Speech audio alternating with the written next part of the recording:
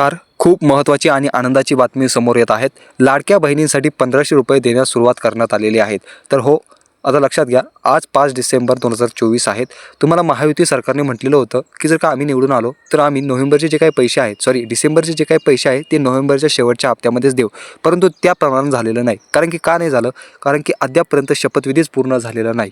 जोपर्यंत शपथविधी पूर्ण होत नाही तोपर्यंत महिलांच्या अकाउंटमध्ये पैसे कसे देणार? तर आज मुख्यमंत्री आपल्या पदाची शपथ घेणार आहेत. आता मुख्यमंत्री म्हणून देवेंद्र फडणवीस हे नवीन असणार आहेत.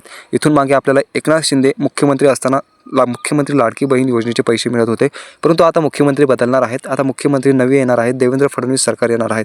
आणि त्यातले त्यात एक महत्त्वाचं विधान म्हणजे महायुती सरकारने निवडणुकीच्या अगोदर म्हटलेलं होतं की आम्हाला जर का तुम्ही संख्याबळ जास्त दिला, आम्हाला जर का तुम्ही ताकद दिली तर आम्ही 1500 रुपयाचे 2100 रुपये करू. परंतु सध्या तरी ते होणार नाही, कारण की त्यासाठी अर्थसंकल्पामध्ये बजेट त्या प्रकारची तरतूद करणे आवश्यक असते.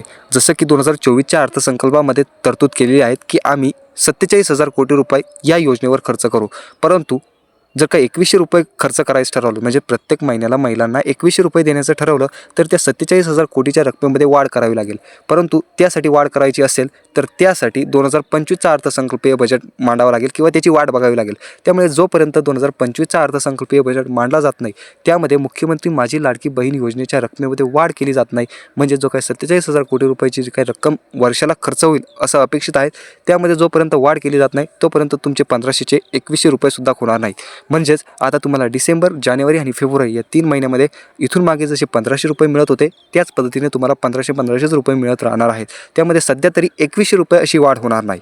हे तुम्हाला समजलं की तुम्हाला 2100 केव्हा मिळणार आणि 1500 रुपये केव्हा मिळणार? तर 1500 रुपये आता जसे चालू आहेत त्याच पद्धतीने मिळत जाणार.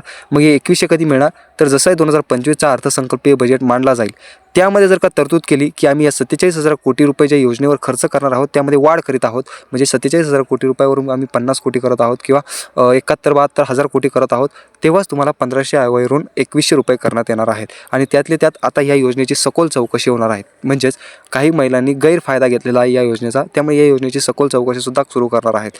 बाकी ज्या महिलांनी योग्यरित्या फायदा घेतलेला आहे, योग्यरित्या फॉर्मही भरलेले आहेत, नियमाला बसून त्या महिलांनी फॉर्म भरलेले आहेत, त्या महिलांच्या अकाउंटमध्ये पैसे केव्हा जमा होण्यास सुरुवात होईल?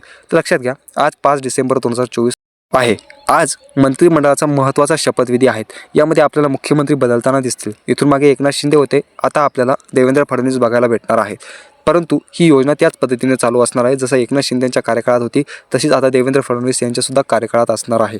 आता तुम्ही म्हणाल की महायुती सरकारने, म्हणजे त्यातले त्यात एकनाथ शिंदे साहेबांनी मुख्यमंत्री असताना म्हटलेलं होतं की आम्ही जे काही डिसेंबरचे पैसे आहेत ते जशी निवडणूक कंप्लीट होईल, म्हणजेच 20 नोव्हेंबरला मतदान झालं, त्यानंतर 23 नोव्हेंबरला निकाल लागला आणि 25 नोव्हेंबरला आचारसंहिता संपली.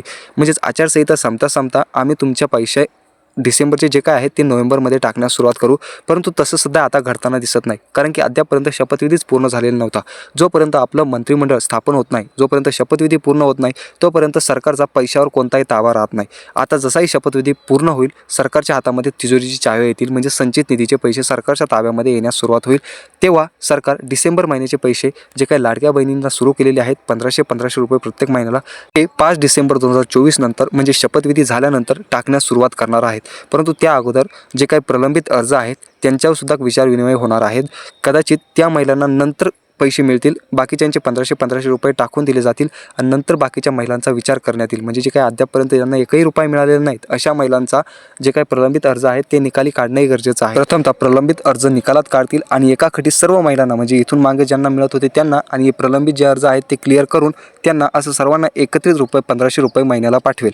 परंतु सरकार दुसराही पर्याय आजमावू शकतं की प्रलंबित अर्जाची प्रक्रिया चालू करून देईल आणि ज्या महिलांना आत्तापर्यंत पैसे मिळत होते त्या पद्धतीने त्या महिलांना पैसे टाकून देईल.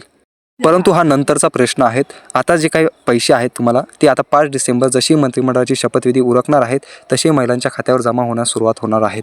आता फक्त 1500 येतात की 2100 येतात हे बघायचं आहे. परंतु माझ्या मते त्यासाठी अर्थसंकल्पीय तरतूद करणे गरजेचं असतं. अर्थसंकल्पामध्ये 47,000 कोटींचाच बजेट मांडलेला आहे, त्यामुळे 1500 रुपये तुम्हाला या महिन्यात मिळतील. जानेवारीमध्ये सुद्धा 1500 मिळतील आणि फेब्रुवारीमध्ये सुद्धा 1500 मिळतील.